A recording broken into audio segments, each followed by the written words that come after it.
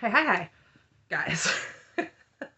I know I missed the second half of episode 3, and I do apologize. My children decided that I needed to have a new back to school plague, and I couldn't talk for a couple of days. And then we got a freeze warning here, and I had to turn the closet in this room, which is not a large closet. I think it is technically classified as a walk-in because it's really just an archway with an opening into a greenhouse. So all the plants that I have that are still producing flowers and vegetables are currently in the closet. Yep, it's okay. I have a UV grow light that I use for growing seedlings because I do typically have a seedling station every year. So I just moved the UV light to take care of the plants that are still producing because frankly, I would like to eat those, please. Yes, thank you.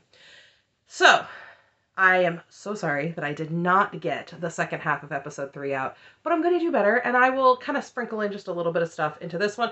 But reality is, McKelty had the twins, everything went well, there was no big drama, nothing really. She had her babies, and they're happy and healthy, and we already know that. So, let's hop in to the next episode, because this season is already getting very repetitive, and it is 4 episodes in. 4. We started off with some tea in the first few episodes, and it was just like little teeny drops to wet our parched, tea-desiring bones. And then, So now we're just going to kind of carry this same, I did nothing wrong and everyone hates me. No one hates you, quit whining energy. It's the same tune in this rusty, hole-filled bucket until January, when the show typically wraps for the season. I feel like I'm going to run out of snark in a month's time because the well's already running dry and there's only so many times I can be like, Cody, you need to man up before you guys go, gosh, she's not even interesting anymore. And this episode title is How the Mighty Have Fallen, which sort of implies that Cody and Robin are the mighty, or maybe that the whole family is. And that's some snark that TLC had that I didn't have in me. So, hi, if you're new here, I'm Cozy. I like to talk about sister wives and related reality television shows here on YouTube. I do like to remind you these videos are for entertainment purposes only. These are not facts. They're just my opinions about public figures sharing their lives on television. So if that's cool, that's cool.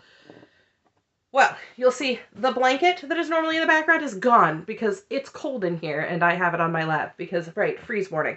But I will show you a different project. Now, mind you, these are not the exact ones because, well, they're going to be gifts, and just in case somebody watches it, I don't want them to see the exact ones. So I am making gifts for my daughters and my niece, and also my nephew that use a very similar pattern. My niece and my daughters have both become absolutely entranced by unicorns. So this is an older one I did. She is a strawberry. You can see she's got her eyes and her horn and her ears. Now, mind you, she is not well put together because this was an original. Like, I didn't know what I was doing. And her hair no longer has curls because I used the wrong yarn. And I forgot to put her legs on. I do have one that's slightly better and still has some of its curls, but moments before I decided to film this, Graham thought she no longer needed an arm.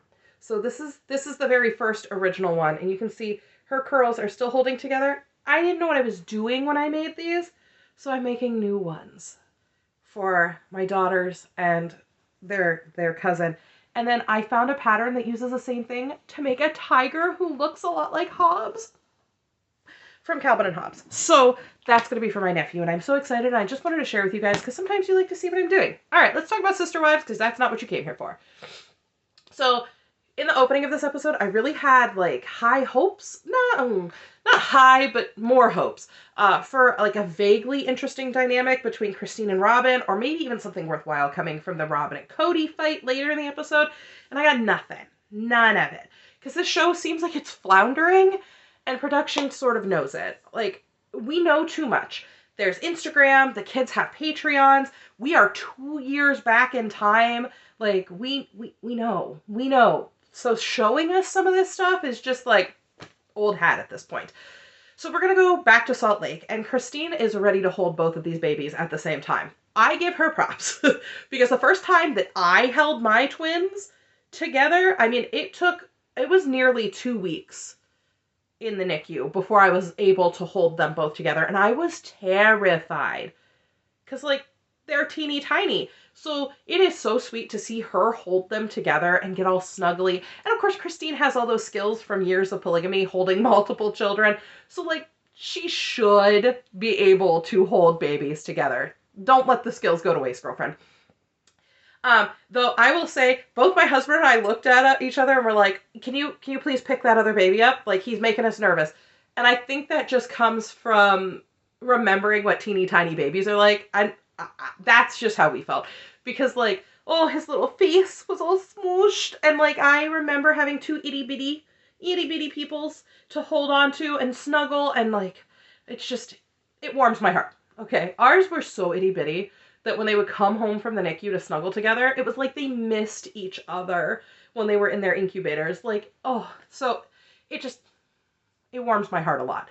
Christine reminds us that McKelty had a C-section, and so the babies are very newborn. And she asked about the first night home, which sounds like it was just the night before was that first night they were back. And McKelty's like, it was nice. And Christine's like, this was a record. McKelty goes, no.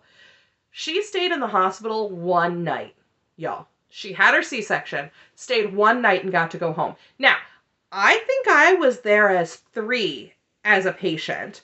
And then I basically lived in the NICU like some sort of, like, I don't know, goblin, basically, for a couple weeks till the girls got released. And I mean, I would get there the second that my eldest got on the bus. I was in the car on my way. And then I didn't leave until after the night shift nurse had been there for a while. We got to know them really, really well. So that does seem like a record to me.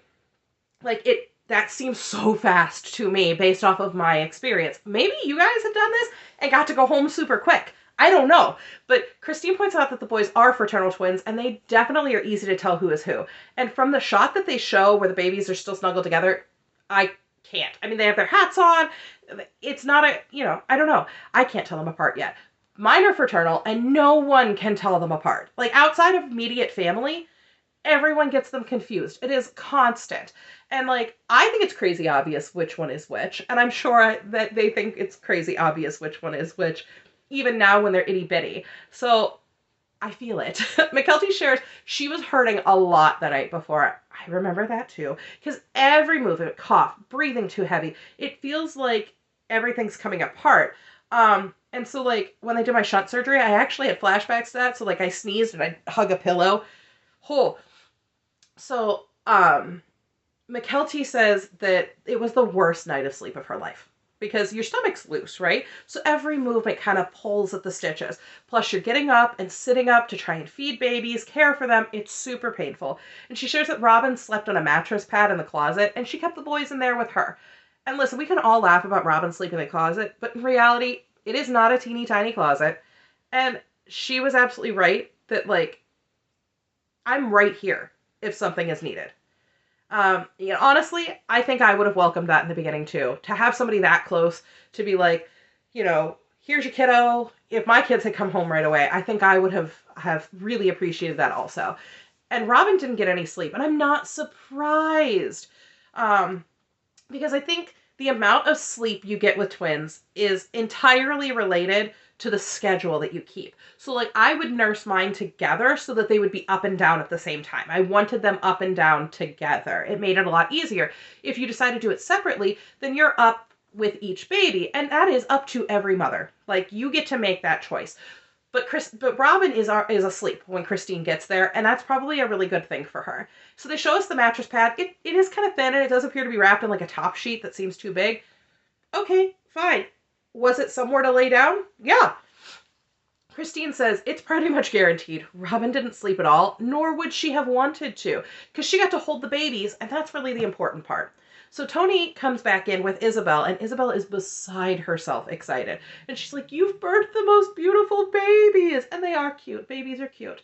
Janelle gives us her perspective on Robin being there, and she's really grateful that Robin could be there and be really helpful. And she recalls that when Logan was born, Christine actually took him for a night. Like, Christine had only married into the family, she says a few months prior, but I went and double checked. It was like actually just shy of 2 months prior. So, like, super new. And she's like, Christine kept Logan for me one night and I could just sleep and it felt so good. And she said that when you're at home resting in your own bed, it's a huge deal. And that when it comes to the kids and grandkids, she just wants everybody to co-parent successfully. So Christine asks how Avalon's doing. And McKelty's like, I tried to get her to hold one of the babies and she started crying. And Christine actually seems surprised by this, which, I mean, you had so many kids. Somebody didn't cry when a new baby came? That would be surprising to me. McKelty continues on saying, like, I was holding a baby, Tony was holding a baby, and all of a sudden Avalon realized no one was holding Avalon. And it was just sad. And Christine thinks that that's one of the saddest things she's ever heard. And I can understand that because your whole world revolves around her, right? And Avalon knows the whole world revolves around her. But this, then suddenly, like, mommy and daddy bring home these babies and everything has changed. Because, you know, you look at your mom, you look at your dad, and, like, this is all so new to her. And so Christine says they're just going to have to spend extra time with Avalon. And I can relate to that. My oldest was in kindergarten when the twins were born. But he was an only kid, only grandkid up to that point. Like, I finished having kids before any of my siblings even started. So for him, this sudden addition of two tiny humans, it was a huge transition. I can relate entirely to that feeling.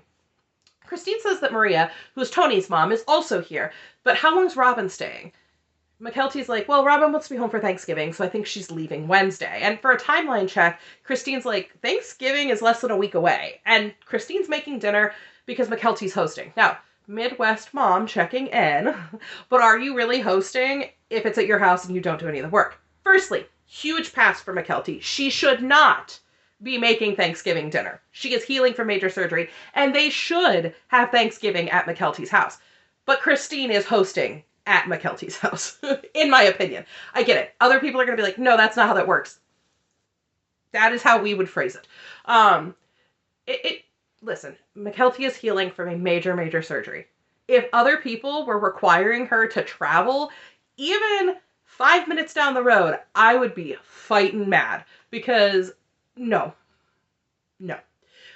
McKelty starts sharing a story about one of the labor and delivery nurses and how each baby had their own team when they were born. And I remember that because things were so chaotic, I didn't get any of the nurses' names.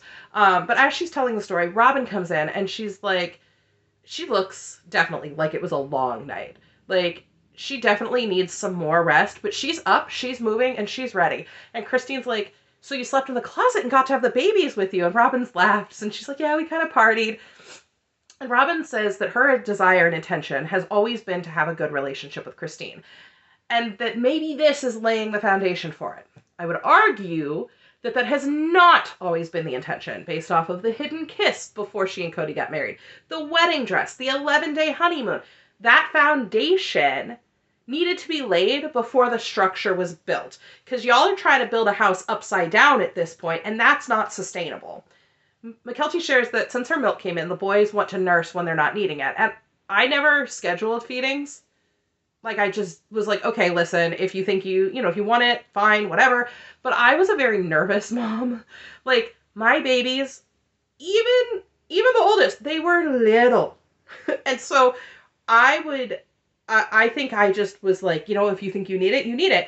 Because, frankly, I panicked because the youngest just barely broke the weight threshold to get in her car seat and come home. Like, yeah. So if McKelty wants to establish a schedule for her babies, good on her. Having a schedule and a routine for your kids is important, but it's not every parent's journey.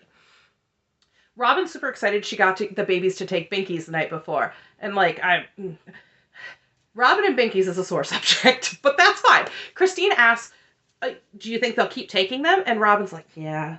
And it's awkward. Christine's like, it's awkward having Robin here because we're not on the best of terms. But I wish I didn't feel that way because it's really stupid. None of this is about us. So Tony begins a story about Robin being like a prophet. And I would argue, having heard the story, that she's just a seasoned mom of 5. So that's neither here nor there. But he says that the boys were super unsettled. And she's like, they need to poop. So she takes a baby, opens up the diaper, and Tony's like, and he began pooping on command. And Robin laughs and says, I went through 3 diapers. And Christine's laughing and smiling, but then she turns immediately, like, stone-faced and stares off into the distance. I don't know what that was, but the transition was startling. Startling. So McKenty shares this dynamic, that the dynamic between Christine and Robin is really strained. But it really shows the character of both of her moms, that they are able to be there and work with each other for someone else who needs them. And Christine shares that McKelty and Robin have always had a great relationship, like since day one. And that is what she wanted for her kids. She wanted them to have good relationships with the other moms.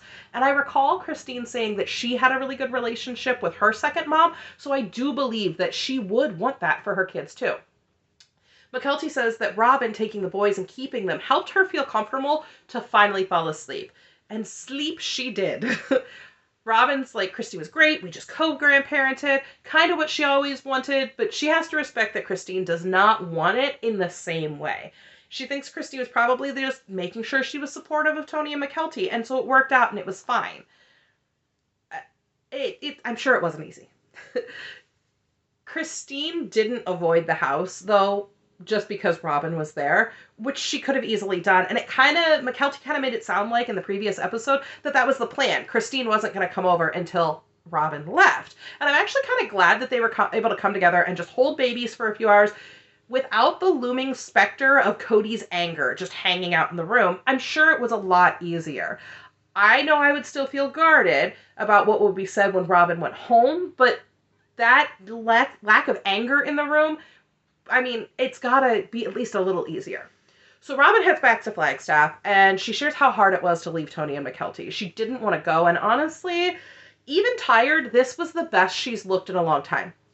Arguably.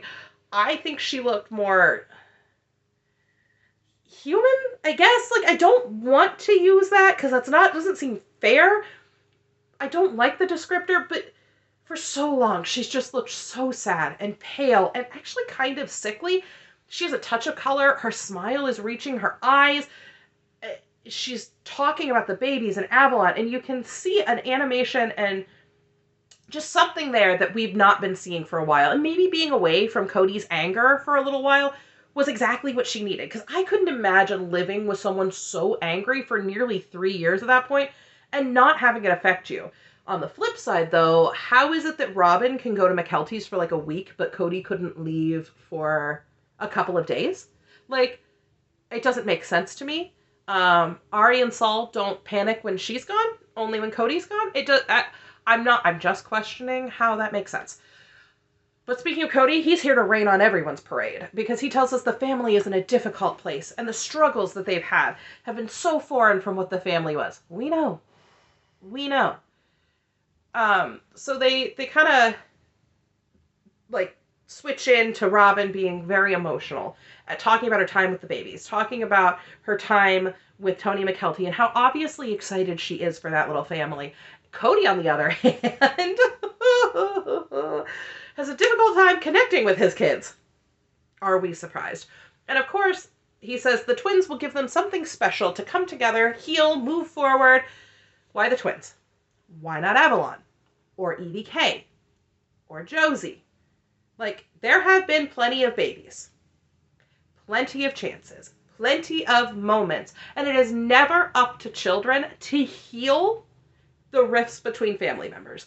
He says he doesn't know that it would heal anything between him and his ex-wives. It won't.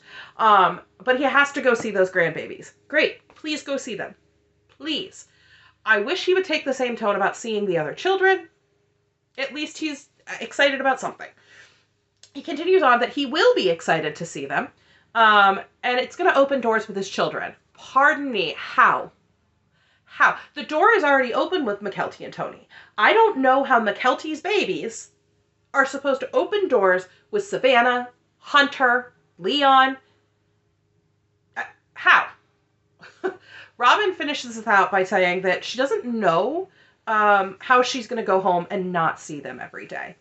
But now it is Thanksgiving, and honestly, the little split screen that we got, I really enjoyed that. We got Vegas. It was Vegas. How did it go? Vegas, Flagstaff, Vegas, Salt Lake, Flagstaff. There we go. I loved it. I thought that was great because we could see Hunter in one box, and then Christine and Isabel, and then down on the bottom was Cody with a very blonde Brianna and Solomon. And so we focus in on Flagstaff first. Like, it zooms into that little box. Okay, listen, I know. We just haven't seen anything great for so long that this was kind of fun. And Cody's like, this is the first Thanksgiving with just the 7 of us. Just us alone. Because the year before, Mary was there, and they pop Mary in there to be like, I had tentative plans to take a trip to California over Thanksgiving. I have no idea what's in California that she keeps going to, but you know what? Go for it. California is very pretty from what I understand. I've never been that far west. Um, it fell through, and Robin did ask if Mary wanted to come over for Thanksgiving, and she's like, no. It's weird. So they give us back that flashback back to the Rice Krispie turkey from the year before. And Cody's whining that while Mary being there was a pleasant experience, he and Robin didn't act like a married couple when the other wives are around. Anything fun. We just got to trounce at. So they were not acting like a married couple with Mary in their presence, he says. And he says it's mostly on Robin. He has to make it sound like he isn't casting blame for this unknown sin by saying it's just because she's sensitive to other people's feelings and she wants to be careful about Mary. So he says that Mary's there, and because he and Mary are no longer close, he's immediately no longer close with Robin. So I need to understand, is Cody so needy that he has to go, like he can't go this like short window without holding Robin's hand or like fondling her hair or what? I don't know. So Mary kind of confirms this, sharing that she's heard that Cody has said that when she's there, he can't show affection and adoration to Robin the way he wants to. I noticed the adoration. And she's not going to inhibit that. She says, I'm not a member of this family, and I don't want to go be a third wheel at Cody and Robin's house. But then we hop over to Salt Lake City, where Christine's like, we are most thankful for healthy babies. Absolutely. We see Isabel, Aspen, and Mitch, Truly, and Tony's family have all gathered together. And McKelty is up and moving like a champ. Like, I know I was not moving that gracefully that quickly after my C-section. I powered through a lot of it because I wanted to see my babies, but I did not look like that. So props to you, McKelty. And then we see Gwen and Bea at dinner. And when I saw it written down, I thought it was B. It's Bea. So cool. Christine thinks that they are absolutely adorable, and if they wanted to get married, she'd be fine with it. And then we hop over to Vegas, and Hunter, so it's Logan and Michelle's house, and Janelle is glowing about that. And so we see Hunter with this like wall of spices in front of him, and Janelle and Peyton, and he's like, listen, we need to smash garlic, get it into this roaster pan. So he is basically like, Mom, brother, you are going to learn today. And I think it's great. And you can easily forget how tall Peyton is until he's like standing next to a sibling or one of the moms. And then like the perspective they have the camera at looks like he's taller than the cabinetry. Like, good goodness. And so Janelle's explaining that yes, Peyton is Christine's biological son, but he's always telling her, you're my other mom. And Christine reminds us she only had the one boy. And so he would escape living in this house filled with women by going to Janelle's house to play with his brothers. And Janelle's like, he's my kid. He just fits right in with my boys. And Christine's like, Peyton really benefited from polygamy in the way that he has so many brothers, and he could escape to Janelle's and didn't have to be in a house with 5 sisters all of the time. And she thinks it's awesome that he's doing Thanksgiving with Janelle. And you know, I think it's good too. He lives near his mom and probably sees her more often than he sees his brothers and Janelle. And I think it's great that he is willing to travel to be with them for a special holiday, especially since all of Janelle's kids, other than Maddie, were going to be there. So back in Flagstaff, the meal is underway, and Cody has a very obviously untouched place setting next to him. And if I had to guess, that's Dayton's seat. And since he does not wish to be on the show, I kind of wonder. I speculated this to my husband. Did they because we come in the middle of the meal, did they eat and then restage it so that, let me rephrase that. I hope they ate and restaged it so that Dayton didn't miss out on any part of dinner. Robin shares that she loves her children, she's happy to be with them, but she misses the big family and the big experience. And I'm not going to deny that is probably the case. Spending a week with McKelty and whichever ones of Christine's kids decided to show up at any given time probably did spark something in her. I mean, you'd have to be absolutely heartless to feel nothing.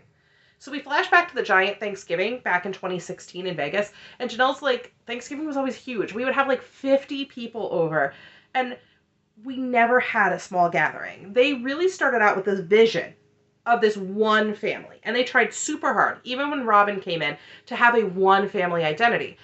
And I remember one of the ladies, I think Christine, sharing in one of the one-on-ones that it wasn't until Robin came in that there was any real emphasis on the smaller family units. And so Janelle never imagined that they would not spend Thanksgiving together, but she's actually really enjoying this smaller gathering and being with the people she would like to be with. So I need to say something seems off about Thanksgiving at Flagstaff. Brianna is very blonde. Saul actually looks younger than he did at game night, and Ari kind of looks younger too, and I'm really confused. So it makes me feel like game night was filmed maybe not post-production, but later on than we think it was, and was inserted into a different spot, because honestly, I don't care, frankly. It can be either way, but it just feels like we've got this like weird Benjamin Button effect going on, and I definitely noticed it. So Cody's lamenting that the small family gathering feels like something is missing. Something is missing. More than half of your family is missing. And he says it feels small and safe, but by safe, he means that they're in a state of respect with each other. That is not what safe means. So, safe means protected from or not exposed to danger or risk, not likely to be harmed or lost. That is, I believe, from Webster's dictionary. Or, I went and looked from a psychological standpoint, like therapy standpoint, a sense of physical and emotional well-being, free from the pressure of need and anxiety. And that comes directly from the NIH. So, is respect a piece of that? Yeah, but that's not what makes something safe. It is not just respect. He says 10 years ago he was safe for everybody, but they weren't safe for each other. And he goes on to say that this shows him the dysfunction of the basics of plural marriage. I'm not going to disagree. That actually kind of works there. Janelle says that she heard Mary's not spending Thanksgiving with Robin and Cody, and she's surprised. She did wonder who she'd be spending it with, and she hopes it's somebody. And it is wild to me that we constantly pretend that Mary doesn't have a child that she could spend holidays with. Like, I get it. Not on the show.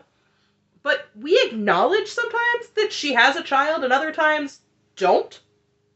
Janelle thinks that Mary deserves way more, and she's thought that for a while, but Mary's still around. And Mary's like, I'm not going to tell anybody about the breakup. Like, I don't feel like I need to make this huge announcement of it. Now, she did get the obligatory divorce post on Instagram eventually, so she's staying in town, using the day to catch up on work. And logic dictates that a man and woman who have decided to no longer be married do not spend Thanksgiving together. That's from Mary. We find out later she was actually homesick, but I'm going to include that here now because it kind of messes up the flow of the review otherwise. And Robin said she found out after the fact and wished she'd known. She'd have gone over there. So we're bouncing back around with like cell phone footage of McKelty's house, and she's like, the babies are a week old. And then back to Janelle, Hunter, and Peyton still working on dinner together. And I'm loving it. I think it's adorable. In the voiceover, Cody says he wants his other children back in his life, but he doesn't know how to do it. Okay? Start with apologizing, and then do not say any of the things that you're about to say in your fight with Robin. That would work wonders. He says he's grateful for the faith and hope that he has that things are going to get better in the future. Robin's super emotional, and she's like, I miss everyone, and I wish we were all together. And I really do think that that week at McKelty's may have been a little bit of a wake-up call for her. Because call me crazy, being cooped up in that house all this time with this super angry dude, I really do think that she kind of snapped to reality a little bit in that week that other people are just living. They're just living and doing things, and they're not constantly on edge. And like, we did not see everything, but I can imagine that not dealing with that level of stress inside of her home for 7 days, she looked brighter than she does on the couch or has for a few seasons.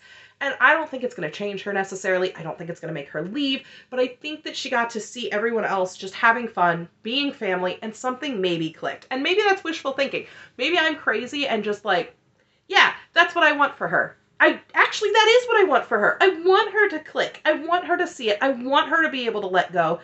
Because even if this is a character for the show, it can't be healthy to be living that character. I don't know. Maybe y'all think I'm crazy. And if you do, tell me. I think that's perfectly fine. But that is the first half of the episode. I'm going to come back and do the fight in a second one because that fight was so long and circular. It makes my brain hurt just thinking about it. Plus, I just wanted to kind of pop in and tell you guys what was going on. And yeah, so That's what I have for this episode. I'm trying to think if there's anything I forgot to tell you. I don't think so. I did go to the neurosurgeon today, and everything has healed wonderfully, and I don't have to go back for another year for more checks and eventually scans to make sure that everything's good. So I've been cleared, and everything is going to hopefully be fantastic for the next year until I go back and have everything checked again. It's exciting. I'm excited. I'm having a pretty good day. And so I hope you guys all have a fantastic day. And hey, I know that things have been wild out in the world. If you are somewhere where things are not going well, my heart goes out to you. My prayers go out to you. I obviously, me trying to get to every state that's been affected by the hurricanes would be impossible. But just know, I love you guys. I care about you guys. And we're here to be as supportive as possible. So take care of yourselves, and I will see you guys in the next one. Bye.